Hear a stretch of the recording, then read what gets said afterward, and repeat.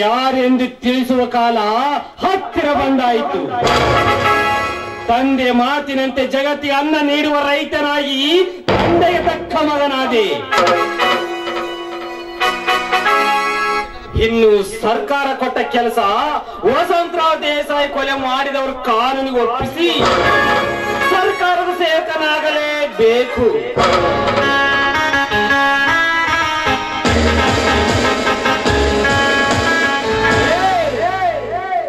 ನಿಲ್ಲು.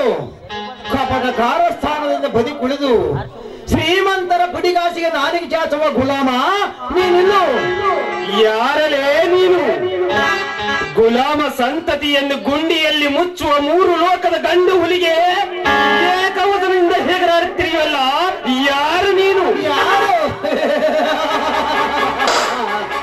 ಯಾರೆಂಬುದನ್ನು ತಿಳಿಯುವುದಕ್ಕೋಸ್ಕರ ಊರು ಸುದ್ದಿ ಗರ್ವ ತುಂಬಿದ ಶ್ರೀಮಂತರ ಗರ್ವಭಂಗ ಮಾಡಿ ಕಲಿಯುಗದ ಧರ್ಮ ದಾರಿ ತೋರಿಸುವ ಧರ್ಮರಾಯ.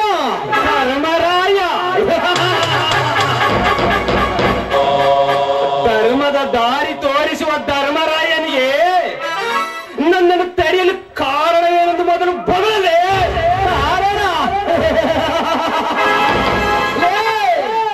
ಕಂಡವರ ಹಾಸ್ತಿ ಮೇಲೆ ಕಣ್ಣಾಕುವ ನಿಮ್ಮಂತವರಿಗೆ ಕಾರಣ ಬೇರೆ ಕೇಳು ನಿಮ್ಮ ಜನ್ಮಕ್ಕೆ. ನೋಡಿ, ಮರ್ಯಾದೆಯಿಂದ ಹೇಳುತ್ತೇನೆ, ನಿಮ್ಮ ಕೈಯಲ್ಲಿರುವ ಕಾಗದ ಪತ್ರಗಳನ್ನು ಕೊಟ್ಟು ಸುಮ್ಮನೆ ಹೊರಟು ಹೋಗಿಬಿಡು. ನೀನು ಕೇಳಿದಾಕ್ಷಣ ಕಾಗದ ಪತ್ರ ಬರಲಿಕ್ಕೆ ಇವುಗಳನ್ನು ನಿಮ್ಮಪ್ಪನ ಆಸ್ತಿಯ ಪತ್ರ ಎಂದು ತಿಳಿದುಕೊಂಡಿದೆಯಾ? ಹೆಚ್ಚಿಗೆ ಮಾತನಾಡದೆ ಹುಚ್ಚಿ ಕಳಿಸಿ ಅಲ್ಲಿನ ಚಕ್ಕನ್ನ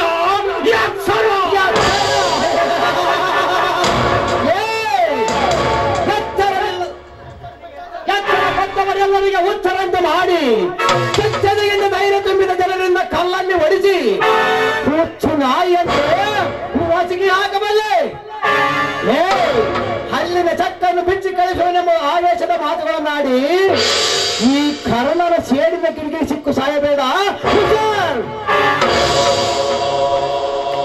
ಶಾಬಾಸ್ ಗಂಡು ಶಾಬಾಸ್. ಧರ್ಮದ ಮಾತುಗಳನ್ನಾಡಿ ಧರ್ಮದ ಅಡಿಯಲ್ಲಿ ಅಡಿಗೆಕೊಳ್ಳುವ ನೀನೊಬ್ಬ ಕಳ್ಳ ಭೂಪನೆಂದು ನನಗೆ ಚೆನ್ನಾಗಿ ಗೊತ್ತು. ನಿಮ್ಮಂತವರು ಇರುವುದರಿಂದ ಸಮಾಜಕ್ಕೆ ಬೆಂಕಿ ಹಚ್ಚಿ ಜನರನ್ನು ಸಾಯಿಸುವುದು, ಈ ಅರ್ಜುನನ್ನು ತಡೆಯುವುದು, ಸೂರ್ಯನ ಕಣ್ಣಿಗೆ ಮಣ್ಣು ಹೆರಚುವುದು ಎರಡೂ ಒಂದೇ. ಮಾಯವಾಗಿರುವ ಈ ಕರೋನದ ಗದಿಯಲ್ಲಿ ಉರಿಯುತ್ತಿರುವ ಬೆಂಕಿ ಕುಂಡಕ್ಕೆ ಮತ್ತಿಷ್ಟು ಬಿಷತುಪ್ಪ ಎರೆದು ರೋಷದ ಆವೇಶದಲ್ಲಿಗೆ ಆಹುತಿಯಾಗಬೇಡ. ಮೊದಲು ಹೊರಟು ಹೋಗು. ಇಲ್ಲವಾದರೆ ನಿನ್ನ ಈ ಭೂಲೋಕದಿಂದ ಮಂಗಳ ಹಾಡಬೇಕಾಯಿತು. ಉತ್ತರ ಕುಮಾರನಂತೆ ಪೌರುಷದ ಮಾತುಗಳನ್ನಾಡಿದ ಕ್ಷಣ ಭಯಪಟ್ಟು ಓಡಿ ಹೋಗ ಏರಿಯಲ್ಲ ನಿಮ್ಮಂತವರನ್ನು ಭಯ ಹುಟ್ಟರಿಸಿ ನೆಟ್ಟಿ ನಿಲ್ಲುವ ನಿಮ್ಮಂತವರ ಪಾಲಿನ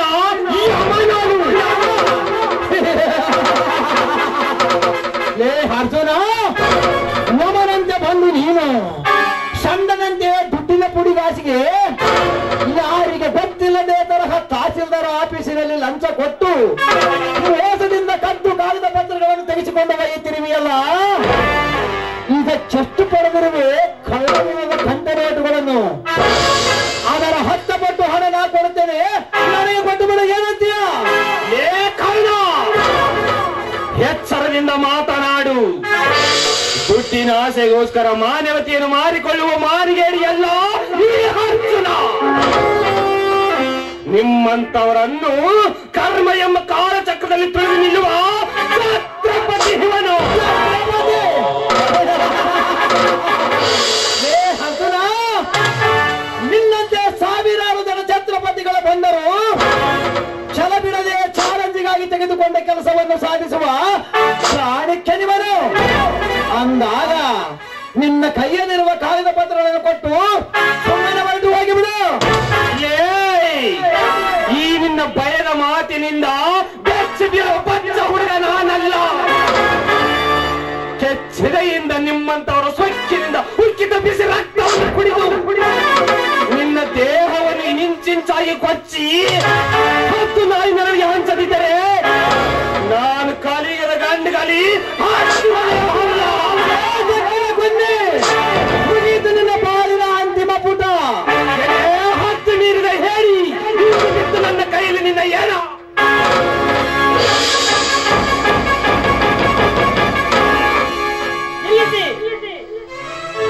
ಅರ್ಜುನ, ಏನು ನೀನು ಮಾಡುತ್ತಿರುವುದು? ಆತ್ಮ ಕಾಯುವುದು ಧರ್ಮ, ತಲೆ ಕಾಯುವುದು ಮರ್ಮ ಎನ್ನುವ ನೀನೆ ಇಂದು ಕೋಪಕ್ಕೆ ಬುದ್ಧಿ ಕೊಟ್ಟು ಪಾಪ ಮಾಡಲಿಕ್ಕೆ ಹತ್ತಿದೆಯಲ್ಲ, ಇದು ಸರಿನಾ? ಅಣ್ಣ, ಗಾಯಗೊಂಡ ಘಟ ಸರ್ಪಕ್ಕೆ ಕಾಡು ಹಕ್ಕಿ ಒಂದು ಕುಕ್ಕಲು ಬಂದರೆ ಕಚ್ಚನೆ ಬಿಟ್ಟಿದ್ದೇನಪ್ಪ. ಅಂದಾಗ ಕಾರಣವಿಲ್ಲದೆ ಮಾರಣ ಹೋಮ ಮಾಡುವ ಈ ನಿನ್ನ ತಮ್ಮ. ಅಣ್ಣ, ಸುಮ್ಮನಿದ್ದ ಈ ನಿನ್ನ ತಮ್ಮನನ್ನು ತಡೆದು ಕಾಲು ಕೆದರಿ ಜಗಳಕ್ಕೆ ಬಂದ. ಅಷ್ಟರಲ್ಲೇ ನೀವು ಬಂದ್ರಿ. ನೋಡಪ್ಪ, ನೀನು ಯಾರು ಅಂತ ಗೊತ್ತಿಲ್ಲ, ನಿನ್ನನ್ನು ಯಾವತ್ತು ನೋಡಿಯೂ ಇಲ್ಲ. ಅಂತದ್ರೊಳಗೆ ನನ್ನ ತಮ್ಮ ಒಂದು ಸಣ್ಣ ಹಿರಿವೆ ಕೂಡ ದ್ರೋಹ ಮಾಡಿದವನಲ್ಲ. ಅಂತವನ ಮೇಲೆ ಯಾಕಪ್ಪ ಜಗಳಕ್ಕೆ ಬಿದ್ದು ಹೇಳು? ಅದು ಏನಪ್ಪ, ನನ್ನ ತಮ್ಮನ ಪರವಾಗಿ ಮಾತನಾಡುತ್ತಿದೆಯಂತ ಸಂದೇಹನ? ಏನಿದ್ದರೆ ಹೇಳು. ನನ್ನ ತಮ್ಮ ಏನಾದರೂ ತಪ್ಪು ಮಾಡಿದರೆ ಸಹೋದರಿ ಎಂಬುದನ್ನು ಮರೆತು ಇವನನ್ನು ಸುಟ್ಟು ಹಾಕು ಬಿಡುತ್ತೇನೆ. ಯಾಕಂದ್ರೆ ಇವನು ನೀತಿ, ನ್ಯಾಯ, ಧರ್ಮವನ್ನು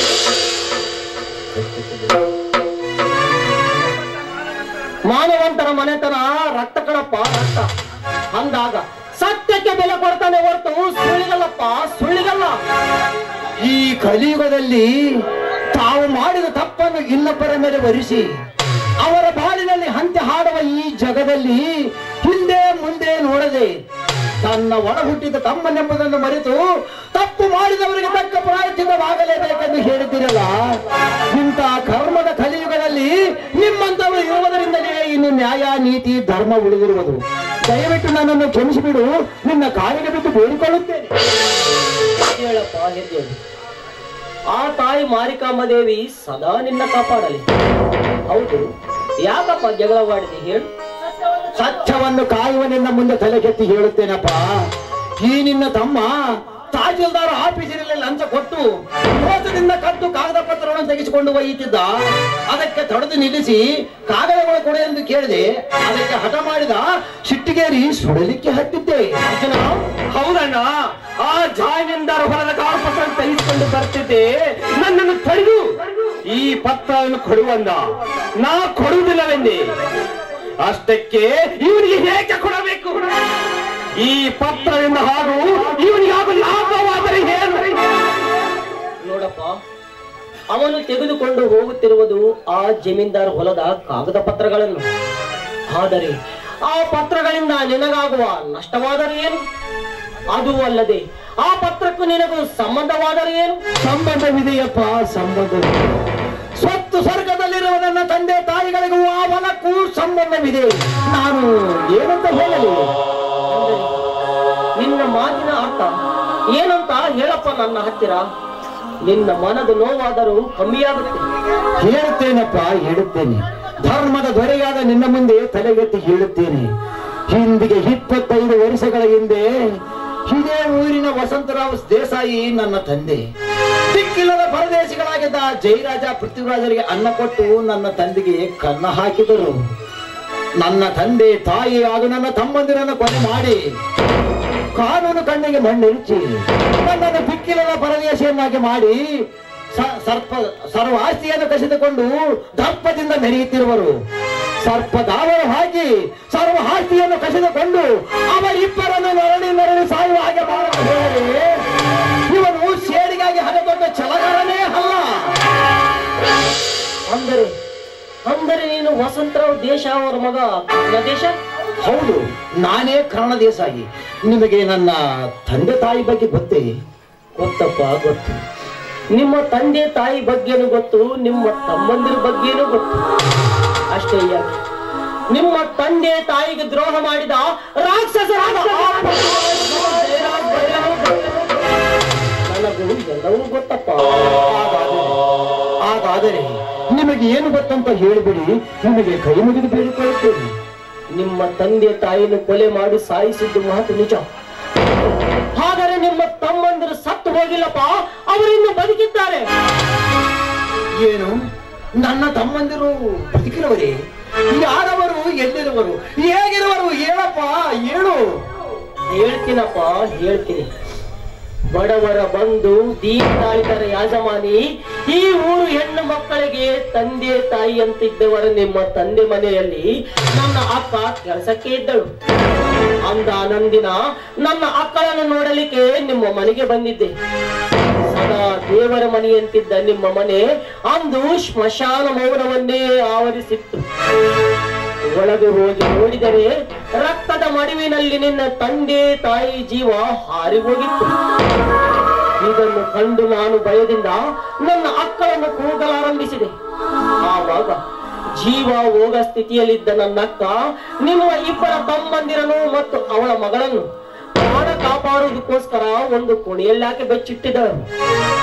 ನಾನು ಬಂದಿದ್ದು ನೋಡಿದ ನನ್ನ ಅಕ್ಕ, ತಮ್ಮ ಆ ಜಯರಾಜ್ ಮತ್ತು ಪೃಥ್ವಿರಾಜರಿಂದ ಈ ಮಕ್ಕಳನ್ನು ಕಾಪಾಡೋ ಜವಾಬ್ದಾರಿ ನಿನ್ನದು, ಆಡಲಿಕ್ಕೆ ಹೋದ ಕರ್ಣನು ಕಾಪಾಡಿ ಎಂದು ನನ್ನಿಂದ ವಚನ ತೆಗೆದುಕೊಂಡು ಪ್ರಾಣ ಬಿಟ್ಟಳು. ಅಲ್ಲಿಂದ ಆ ಮಕ್ಕಳನ್ನು ಕರೆದುಕೊಂಡು ಬಂದೆ. ನಿನ್ನನ್ನು ಬಹಳ ಹುಡುಕಿದೆ, ಆದರೆ ನೀನು ಸಿಗಲಿಲ್ಲ. ಆ ಜಯರಾಜ್ ಮತ್ತು ಪೃಥ್ವಿರಾಜ್ ನಿನ್ನನ್ನು ಸಹ ಕೊಂದಿರಬಹುದೆಂದು ನೋಡುವುದನ್ನೇ ಬಿಟ್ಟೆ. ಅಲ್ಲಿಂದ ನನ್ನ ಅಕ್ಕ ವಚನ ಪಾಲಿಸುವುದಕ್ಕಾಗಿ ಮದುವೆಯನ್ನೇ ಆಗದೆ ಅವರನ್ನೇ ನನ್ನ ಸಹೋದರದಂತೆ ಬೆಳೆಸಿದ್ದೇನೆ. ಇಷ್ಟು ದಿನ ನನ್ನ ಎದೆಯಲ್ಲಿ ಬಚ್ಚಿಟ್ಟುಕೊಂಡ ಸತ್ಯ ಇಂದು ನಿನ್ನ ಮುಂದೆ ಬಿಚ್ಚಿಟ್ಟನಪ್ಪ, ಹಾಗಾದರೆ ನನ್ನ ತಮ್ಮಂದಿರು ಎಲ್ಲಿರುವರು? ಹೇಳಪ್ಪ, ಹೇಳು. ಅಣ್ಣ, ಅಂದರೆ ನಾವು... ಹೌದು ಅರ್ಜುನ, ಹೌದು. ಇವನೇ ನಿನ್ನ ಕರ್ಣ. ಇವನೇ ನಿನ್ನ ತಮ್ಮ ಅರ್ಜುನ. ಮತ್ತೊಬ್ಬನು ಮನೆಯಲ್ಲಿದ್ದಾನೆ, ಅವನೇ ಶಂಕರ್. ತಮ್ಮ ಅರ್ಜುನ. ಅಣ್ಣ,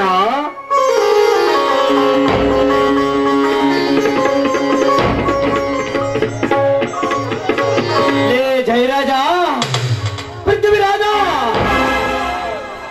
ಮೋಸದಿಂದ ತನ್ನ ತಾಯಿಯನ್ನು ಕೊಂದ ಬಕ್ಕಸ್ ನನ್ನ ಮಕ್ಕಳು. ಇನ್ನು ಮುಂದೆ ನೀವು ಯಾವ ಒತ್ತದಲ್ಲಿ ಹಡಗಿದರೂ ಸರಿ, ಎತ್ತಿ ಮೇಲಕ್ಕೆ ತಂದು ನಿಮ್ಮ ಸ್ಥಿರ ಕತ್ತರಿಸಿ ನನ್ನ ತಂದೆ ಆತ್ಮಕ್ಕೆ ಶಾಂತಿ ಕೊಡುತ್ತೇನೆ. ಅಂದಾಗಲೇ ನನ್ನ ಹೃದಯದ ಅಗ್ನಿಕುಂಡಕ್ಕೆ ನೆಮ್ಮದಿ. ಏ ಜಯರಾಜ, ಪೃಥ್ವಿರಾಜ, ಕರ್ಮದಿಂದ ಮೆರೆಯುತ್ತಿರುವ ನಿಮ್ಮನ್ನು ನೆಟ್ಟಿರುವ ಗಂಡು ಗಲಿಗಳು ಈ ಕಲಿಯುವಲ್ಲಿ ಕರುಣಿಸ ಕರ್ಣ, ಅರ್ಜುನ ನೋಡಿ, ಅವಸರದಲ್ಲಿ ಕೊಯ್ದುಕೊಂಡ ಮೂಗು ಆಮೇಲೆ ನಮಗೆ ತಾನೇ ನೋವು. ಅದಕ್ಕೋಸ್ಕರ ನೀವು ಒಬ್ಬೊಬ್ಬರಾಗಿ ಹೋರಾಡುವುದಕ್ಕಿಂತ ಇಂದಿನಿಂದ ನೀವಿಬ್ಬರು ನಿಮ್ಮ ತಂದೆ ತಾಯಿ ಆತ್ಮಕ್ಕೆ ಶಾಂತಿ ಸಿಗಬೇಕಾದರೆ ಈ ಸಮಾಜದಲ್ಲಿ ಕಲಿಯುಗದಲ್ಲಿ ಗರ್ಜಿಸದ ಕರ್ನಾಟಕವಾಗಿ ಕಳೆದು ಹೋದ ನಿಮ್ಮ ಆಸ್ತಿಯನ್ನು ಮರಳ ಪಡೆದು ಆ ಜಯರಾಜ್ ಮತ್ತು ಪೃಥ್ವಿರಾಜನನ್ನು ಕಾನೂನುಗೊಪ್ಪಿಸಿ ಈ ಊರಿನಲ್ಲಿ ಧರ್ಮ ತುಂಬಿದ ಹಾಗೆ ಮಾಡಿದರೆ ಆವಾಗ ನಿಮ್ಮ ತಂದೆ ತಾಯಿ ಆತ್ಮಕ್ಕೆ ಶಾಂತಿ ಸಿಗುತ್ತೆ. ಅಲ್ಲಿಗೆ ನನ್ನ ಈ ಜನ್ಮ ಸಾರ್ಥಕವಾಗುತ್ತಪ್ಪ, ಸಾರ್ಥಕವಾಗುತ್ತೆ. ಅದಕ್ಕಾಗಿ ನೀವಿಬ್ಬರು ಈ ಕಲಿಯುಗದಲ್ಲಿ ಗಾಂಚಿಸದ ಕಾರ್ಯಾಚರಣೆ. ಅಣ್ಣ, ಅವರ ತಪ್ಪಿಗೆ ತಕ್ಕ ಶಿಕ್ಷೆ ಕೊಡಿಸಿ ನಮ್ಮ ಸರ್ವ ಆಸ್ತಿಯನ್ನು ವಶಪಡಿಸಿಕೊಂಡು ಈ ಊರಿನಲ್ಲಿ ನ್ಯಾಯ, ನೀತಿ, ಧರ್ಮವನ್ನು ಎತ್ತಿಡಿತೀವಣ್ಣ, ಎತ್ತಿಡಿತೀವಿ. ಇನ್ನು ಹಲವಾರು ಅನುಭವಿಸುತ್ತಿರುವ ಆಸ್ತಿಯನ್ನೆಲ್ಲ ನಮ್ಮ ಹೆಸರಿನಲ್ಲಿವೆ. ಯಾಕಂದರೆ ಹಿಂದೆ ನನ್ನ ತಂದೆ ಸಾಯುವುದಕ್ಕಿಂತ ಮುಂಚೆ ಅವರ ಸುಳುವನ್ನರಿತು ಈ ಆಸ್ತಿಯನ್ನೆಲ್ಲ ನನ್ನ ಹೆಸರಿನಲ್ಲಿ ವೀಲು ಬರೆದಿಟ್ಟಿದ್ದಾನೆ. ಆದ್ದರಿಂದ ಈ ನನ್ನ ಮಕ್ಕಳ ವಯಸ್ಸಿಗೆ ಬಂದ ಮೇಲೆ ಅವರಿಗೆ ಸೇರಬೇಕವ ಅಂತ. ಆದ್ದರಿಂದ ಆ ಸೌಕಾರ ಏನು ಮಾಡಲಿಕ್ಕೆ ಆಗಿಲ್ಲ. ಮೊನ್ನೆ ಆ ಸೌಕಾರನ ಮನೆಗೆ ಆಸ್ತಿ ಕೇಳಲು ಹೋಗಿದ್ದೆ. ಆದರೆ ಆ ಕಾಗದ ಪತ್ರ ತೆಗೆದುಕೊಂಡು ಬಾ ಅಂದ. ಆದರೆ ಆ ಕಾಗದ ಪತ್ರ ಅಂದೇ ಬೆಂಕಿಯಲ್ಲಿ ಬಿದ್ದು ಸುಟ್ಟು ಹೋಯಿತೆಂದು ಎಲ್ಲರೂ ಹೇಳ್ತಾರೆ. ಸುಟ್ಟು ಹೋಗಿಲ್ಲಪ್ಪ, ಆ ಪತ್ರ ಸುಟ್ಟು ಹೋಗಿಲ್ಲ. ಆ ಪತ್ರ ನನ್ನ ಹತ್ತಿರ ಇದೆ. ಅಂದೇ ನನ್ನಕ್ಕ ಆ ಪತ್ರವನ್ನು ನನಗೆ ಕೊಟ್ಟಿದ್ದಾಳೆ. ಅದು ಮನೆಯಲ್ಲಿದೆ. ಲೇ ಜಯರಾಜ, ಪೃಥ್ವಿರಾಜ, ಆರವ ದೀಪದ ಕಾಂತಿ ಹೆಚ್ಚು ಅನ್ನುವ ಹಾಗೆ ನಿಮ್ಮ ಅಂತ್ಯಕಾಲ ಹತ್ತಿರವಾಯಿತು. ಅಂತ್ಯಕಾಲವನ್ನು ಹೊತ್ತು ಪತ್ರದೊಂದಿಗೆ ಬರುತ್ತಿದ್ದೇವೆ ಸಿಡಿದ ಸಹೋದರರು. ಕೆಟ್ಟದ್ದನ್ನು ಮಾಡಿ ದುಷ್ಟತನದಿಂದ ಮೆರೆತಿರುವ ನಿಮ್ಮನ್ನು ಮೆಟ್ಟಿ ನಿಲ್ಲುವ ಈ ಗಂಡುಗಳು ಹುಟ್ಟು ಮತ್ತೆ ಬರ್ತೇವೆ. ನಮಗೆ ಆಶೀರ್ವಾದ ಮಾಡೋಣ. ವಿಜಯಶಾಲಿಯಾಗಿ ಬನ್ನಿ ಅಣ್ಣ. ಹಿಂದಿನಿಂದ ಈ ನನ್ನ ಮಕ್ಕಳು ಸೇಡಿಗಾಗಿ ಸಿಡಿದಂತ ಹುಡುಗರಾಗಿ ಕಲ್ಮವನ್ನು ಕುಡಿದು ಕಲ್ಮವನ್ನು ಹೆಚ್ಚಿನ ನಾವಿನ್ನು ಬರುತ್ತೇವೆ.